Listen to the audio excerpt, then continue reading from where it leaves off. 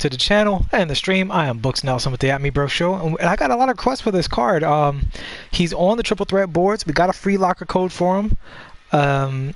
So let's see how good he is. I snatched him off a triple threat myself because I absolutely folded on the locker code drop. Folded.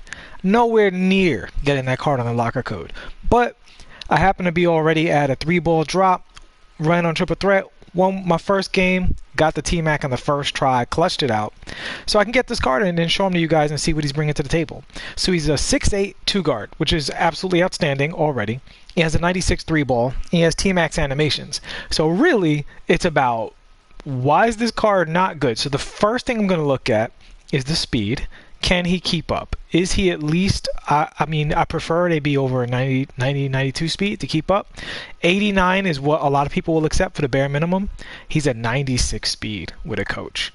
Outstanding. That means he's a 92 by default, I believe. So that's great. He's got an 89 speed with the ball. Easily solvable, barely an inconvenience. Get a speed with ball shoe on him and he's fine there. 89 lateral quickness. It's acceptable. It's not ideal, but again, there's also a shoe for that. So you can put a shoe there. 92, but you can't teach height in 6'8". 92 lateral quickness, 95 vert, 63 strength, but no T-Mac cards are strong, right? Even the Galaxy Opal is not the strongest card in the world. So that's not a thing. Okay, and so the next thing we're going to be scared of is the defensive badges. So he's got gold clamps, gold intimidator, gold interceptor, gold pick dodger. Okay, what about the quick draw? So he's got Hall of Fame Deadeye. That's really outstanding. Really outstanding for the Deadeye. And quick draw and range extender, both gold. And double check on those finishing badges just to see.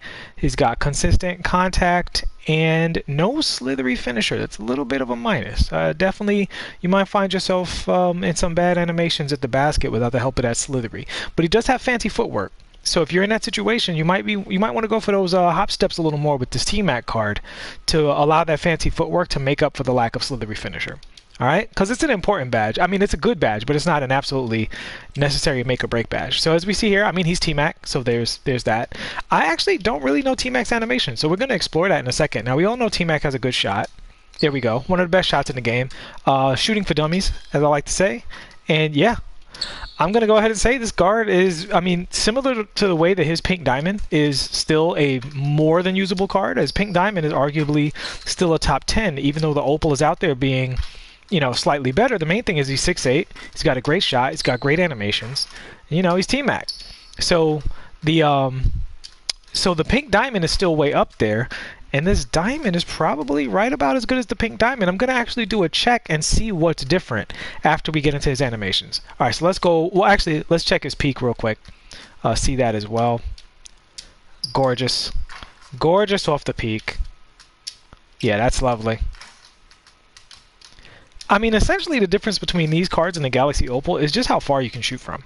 You know, so for those of you guys who don't pull up a half court, I mean, this is an awesome free card to get. All right, and let's check the leaner. That was super weird. He greened that. Let's get a, but there we go. That's lovely. That's lovely. Nice straight up and down leaner. Oh yeah, slight fade going to the right there. And another straight up and down. Really easy to green. Looking good. All right, T-Mac, what's your dribbles looking like? Between the legs, not that great. Behind the back, not that great. Huh. It's funny because the community has this as like the #1. Crossover is really nice. The #1 card in the game for a lot of people. Definitely the #1 2-guard. But his full court dribbles are kind of underwhelming, to be honest with you.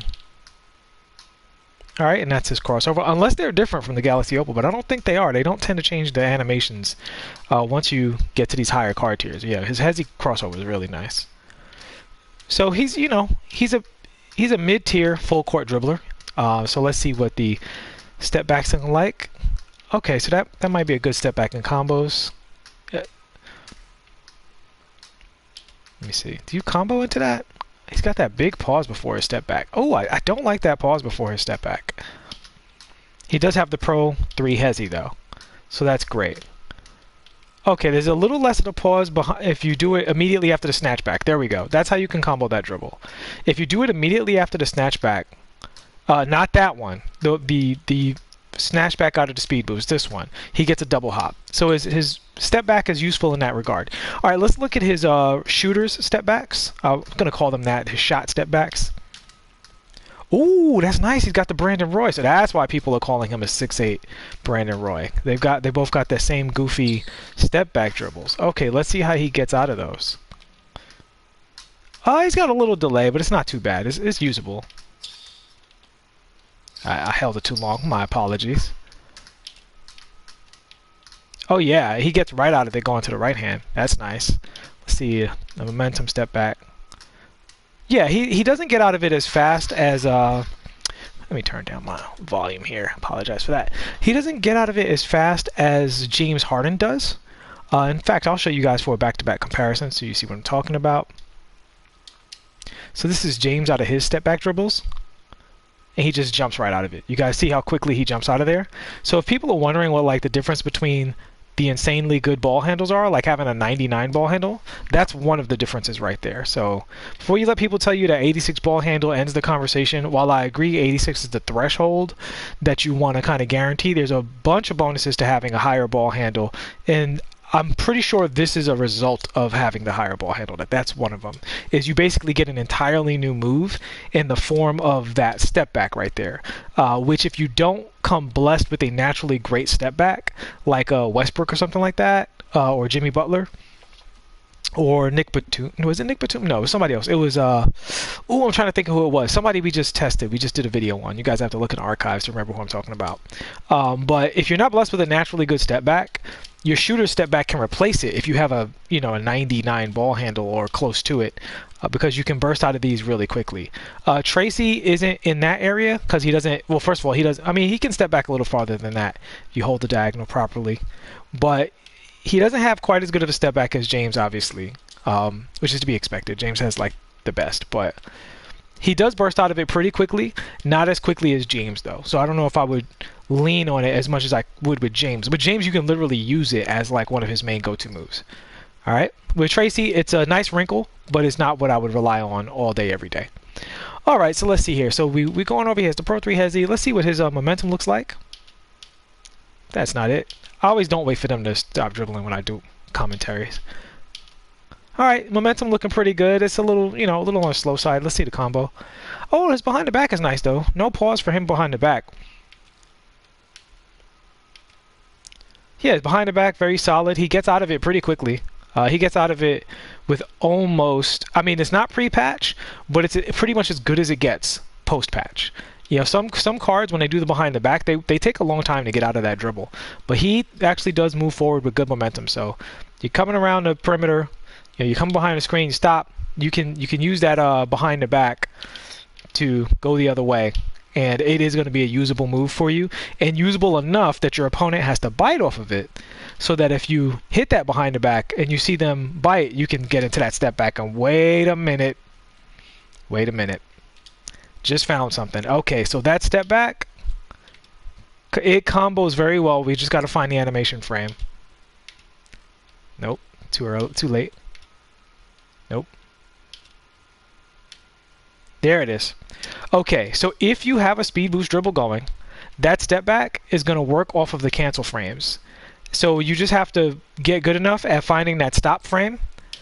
And when that stop frame is finished, he's going to, it's almost like a zigzag, like a north to south kind of zigzag right out of it. So I'm going to go back on what I said. His step back is actually really good for that purpose.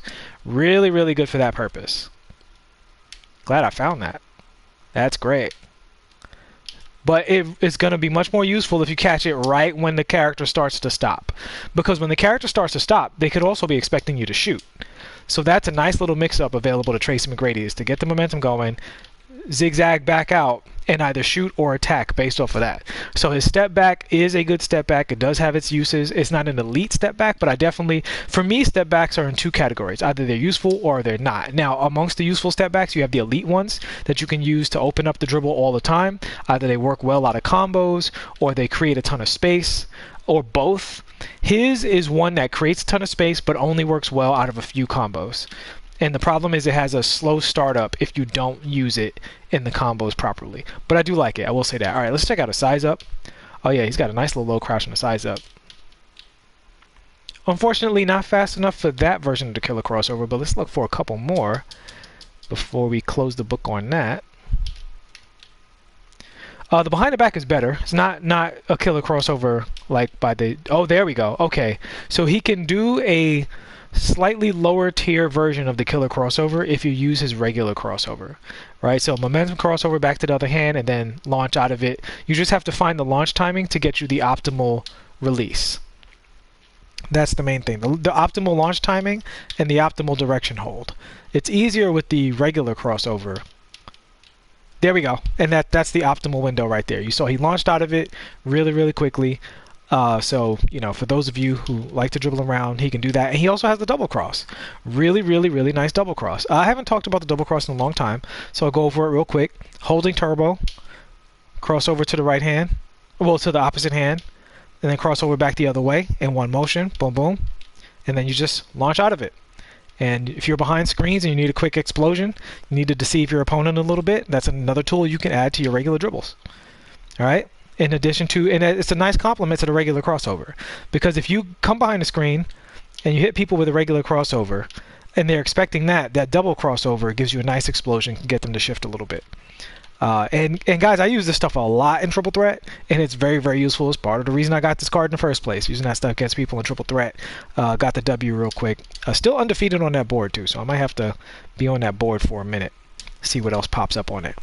All right, let's see what else. Does he have the behind the back teleport? Let's see that. I totally did that wrong. That's my bad. There we go. He has behind the back teleport. Looking good. Let's see his launches out of triple threats, and then we'll go to layups and dunks. All right, get rid of the ball. Get that back. All right, solid launch going the other way off of the jab step. Not tremendous. I was talking to Carson Cruz about this. He was saying he thinks it's the triple threat signature animation. I think he's probably right. I do think it's you need quick first step, but depending on which one you have, some cards launch really fast out of these. T-Mac is not the fastest launching out of triple threat.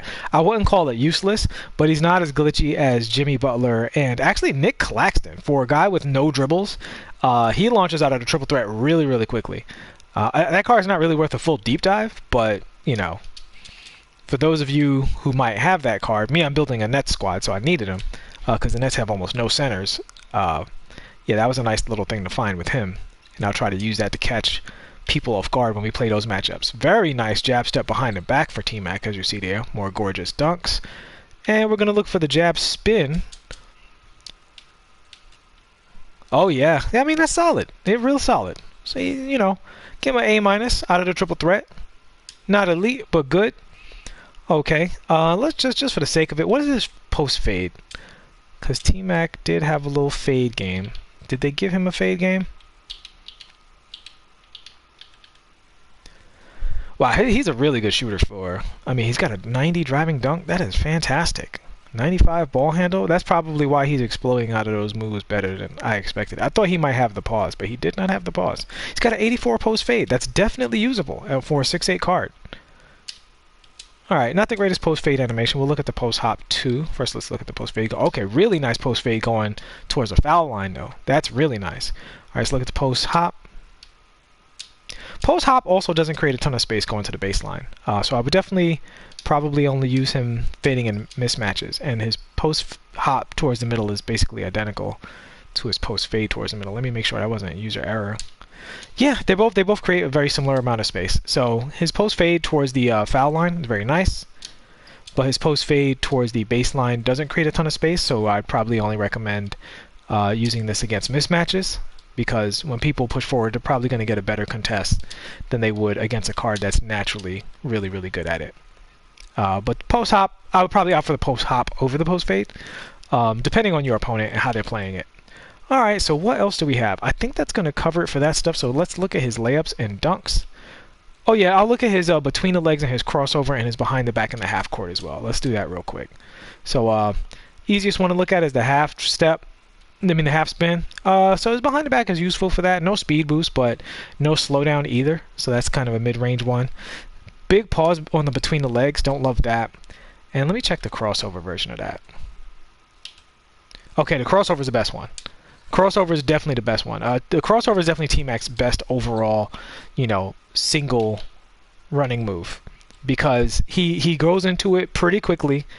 He doesn't create a ton of space, but he does change direction really fast. You see that right there in the half court? That's really nice for him. So if you get running in a half court and you need to change direction, I'd highly recommend using the crossover. And you can use the left stick to use the crossover as a substitute for what other people might use their behind the backs for. You can just use the left stick to go across the lane if you don't want to go directly towards the basket. I wouldn't recommend any of his other dribbles. They're all slowing you down and they're all inferior to the crossover. So I wouldn't mess with that too tough. I will look at a spin move though. Let's see that crossover spin. Ooh, that's nice. Okay, hold on now. Yeah, he has a nice spin. He has a really nice spin move. That's actually solid. Spin move is not my go-to move in the game at all. But T-Mac has he's one that's usable for the rest of his animation package. Yeah, usable spin move. Alright. Let's go back to the layups. Alright, so strong hand layups. Looking good. Nice extension. We'll check the hop dunks when we check the dunks out. Weak hand looking good. Let me open up the chat, see what you guys are talking about. Forward on the stick. Looking real nice as long as you're aware of where your opponent is when you do that. Yeah, I think this card's really good. I think this card's definitely a meta card. He's not just some freebie, you know, hey, you don't have T-Mac, take this garbage card. No, this is a good card. He's better than most 2 guards in the game, for sure. And if I was playing to win, I would have to play both cards a lot back to back to decide whether or not I was using him or PD RJ Barrett, to be honest with you. Because this card is a really, really good shooter. RJ does have the Hall of Fame range extender. He's got a few things going for him, but T-Mac is 6'8", and he has a few things going for him as well. So yeah, I think this is definitely a good card. All right, and so we're gonna look at those dunk animations. Well, let's start off with the hop dunk. Ooh, clutch on him. All right, T-Mac, clutching with the hop dunks. Yeah, that's lovely. That's really nice. And he's got a gorgeous dunk rating to go with that too. All right, let's look for the flashy weak hand. Very nice. We're gonna go flashy with the strong hand. Oh, I'm sorry. I went strong hand. He had a little gather on the strong hand too. That was weird. He's right-handed. I knew I wasn't crazy. Huh. Let's try that strong hand again. Weird. He has an odd gather on the strong hand dunks. He might be a predominantly left-hand dunker. Let's see his flashy going with his strong hand. Yeah. Look at that. That's interesting. All right, strong hand holding forward on the stick. There we go. All right, so if you're going right with T-Mac, I recommend you hold forward on the stick, not right. All right, which is a weird quirk, which is why I do these breakdowns, because those little things can be the difference. A lot of people are like, why did I get that animation? They've never looked at their dunk package before, right? Like, you got to look at these cards' dunk packages because they're kind of quirky, man. T-Mac is better going to his left hand. And I would consider him an ambidextrous dunker. You see that nice size-up package right there. I would consider him an ambidextrous dunker, but you're likely going to get a better animation if when you go up with your right hand, you either go flashy or you go forward on the stick. If you go up with your right hand with T-Mac and you hold right, you may get a gather dunk that you don't like. You know, these dunk packages are contextual, so you're not definitely going to get a dunk package you don't like, but it might happen to you. You know, and this is exactly why right here. So, let's check for the baseline reverse dunks, and then we'll get you guys out of here. I'll read the chat and get on my way. And he has baseline reverse dunks. Yeah, guys, I think this is an elite shooting guard. He would be, honestly, he would make the Galaxy Opal completely obsolete if he had Hall of Fame quick draw and range extender, and maybe even just Hall of Fame range extender, because his shot is very fast off the quick draw. His gold quick draw is faster than some people's Hall of Fame quick draw. So I don't even consider his gold quick draw a minus, because he's very, very, very quick with his gold quick draw. That is a very, very usable shot. That is better than most 2 guards people are running behind Opal T-Mac, right? This card is so good. I could imagine that if people had the ability to run both T-Macs, they probably would. Some people would. You know, some people would prefer other cards, but yeah, I like this card a lot. Big fan. Alright, so that's going to wrap it up for our deep dive on this Diamond T-Mac, which I highly recommend you get in those triple threat streets. Get your hands on this card if you weren't lucky enough to get the ball drop on the locker code. I had 3 chances to get it, folded on the first 2, clutched it out with the third one, and I'm really happy to have him. He's definitely going to be on my main squad for a little while, and it's going to be a shootout between him, RJ, Brandon Roy, and Cam Reddish for the backup two guard spot. And I'm saving that first spot for Kobe. All right, guys. You said his movement behind the back is super cheesy, like Giannis creates a barrier where your player just backs up and can't create contact if it's spammed. Got you. Yo, that's good info, RCA. I appreciate that. So is that what it is? This creates a barrier when he's running up court? Okay. So that's good. So RCA out here. What's up, homie? At me, bro. RCA in the chat. So, all right. So this is for you people. First of all, follow RCA if you're not already. His channel should be way bigger than it is. He's one of the best content creators out there. Gave you all the gift of the quick through STS play that everybody's using. So bless that man with a follow, first and foremost. But yeah, so this is info that I didn't know. So this behind the back, which as a park player, I normally would shy away from this behind the back because it doesn't speed you up. RCA saying that this creates a force field that creates space. And same as Giannis. So let's bump up his behind the back to elite, and that's gonna move me to say that this T-Mac card is meta. He is probably in the group of second best two guards in the game. So there we go. There we go. Big praise for this T-Mac card. Go ahead, get your hands on it. Hopefully I gave you all the information that you need in this video, but hey, it doesn't cost you anything but time and a few TTO wins or a lucky ball drop with the locker code, which you guys can get on the My Team Twitter page. So you said just keep doing it all the way to the basket. All right, let me look at that before I get out of here, because RCA out here dropping the knowledge. Let me spam this behind the back. Oh, and this creates that force field. Oh, okay. Oh, that's so cool. That's so bad. You know what's funny? This is a My Team thing. Yo, shout outs to the My Team community, because nobody in Park would ever use this. So if you just hold left trigger after you do this, I don't think anybody can steal the ball from you at all. You might not need to hold left trigger to create the force field, but definitely if you hold left trigger and you do this dribble, nobody's going to be able to take the ball from you, and you can use the double behind the back, as you see that I'm doing right there. So while it does slow you down, it's also a cheese move. Wow, that is so cheesy. Well, here we go, and that's what I love about this community. I found out something that as a Park Rec player, I did not know, to be honest with you. I didn't know that behind the back created that force field and had the same effect as the running between the legs, which I don't think T-Mac can do the running between the legs spam as well. But yeah, he has that dribble before he does between the legs, so he can't do it. But he has his own version of it. But yep, so that is definitely cancerous. It's so corny. And okay, so here's a little pro tip that I'll add on to that. If you guys are coming up the court with this dribble, even if you're not using it in that way, if you do the double behind the back, it works the same way. It's the same exact functioning mechanic as the peekaboo. So just use the double behind the back to pull up for three as well. If you don't want to go to the basket with this, you can go behind the back, double behind the back. And I didn't do the double, I did it too fast there, but you guys saw me do it before. When you're coming up the court, get that double behind the back, and he will pull up. Again, I screwed it up because I'm talking, but I did it twice before then, so there we go. And at any point during that double behind the back animation, you can pull up. It's literally the same animation as the peekaboo. So use that at your leisure. It's just a moving behind the back that's basically a peekaboo. All right, guys. So thanks so much for watching. Please like and subscribe if you have not already. I will see you all in the next one. Go ahead, get this card. Get that Nick Batum. They blessed the shooting guard position today. The shooting guard position was actually pretty shallow, and it got a little bit deeper with today's drops. This T-Mac's really good. That Nick Batum's really good. They get my highest recommendation, especially since one of them costs literally nothing, and the other one is 8K or less. Get that Nick Batum before he goes up in price. All right, guys. Thanks so much for watching. I will see you all in the next one, and peace.